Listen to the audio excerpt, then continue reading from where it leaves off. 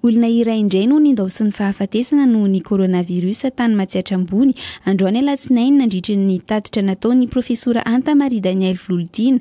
Tafakatra 330 araka izany isan'ireo maty noho ny Covid-19. Ny tombo 12 ihany koa ireo tranga vaovao tao anatin'ny 420 ora farany raha araky ny tatitry ny CCO.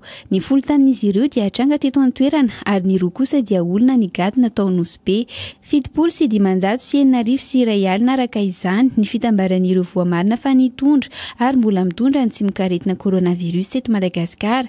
Ankoatra izay dia olona 510 vaovao no sitrana ary niakatra 410 ny isan'ireo marary izay misedra fahasarotana araka ny tatitry ny CCO hatrany. Tonga ny fotoana androany alatsinainy 5 oktobra no nanomboka ny fampivondronana ny ekipa nasionaly malagasy ny baolina kitra any Luxembourg. Maharitra 5 andro izany ary lalao ara-pira alahiny ifanandrinana amin'ny ekipa diviziona voalohany any an-toerana no amaranana azy. Ny sabotsy 10 oktobra kosa no hitodi-doha ho an'ny Maroc ny Barea ka ifanandrina amin'ny ekipa Burkinabe. Mbola lalao ara-pira alahina ihany ho fanomanana ny fihaonana amin'ny Côte d'Ivoire ny volana Novambra.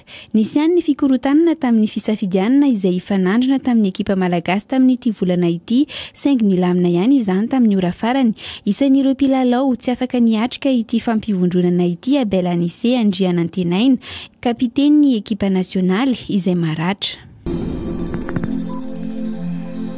Nandritra ny fitokanana lalana vita amin'ny rarivato tany amin'ny fahatra atsimon'ny nosy no nanambaran'ny filoham-pirenena fa ho ampitombona arakaraky ny lalana vita ny vola omena ny gouvernoura. No hazavain'ny filohandry Rajoelina fa raha mahavita lalana 10 kilometatra ny gouvernoura amin'ity taona ity dia omena vola ahafahana manamboatra 20 kilometatra izy ny taona manaraka ary 40 kilometatra ny amin'ny taona manaraka. Isan'ireo andrefesana ny ezaka vitan'ny gouvernoura ny fanamboarana lalana.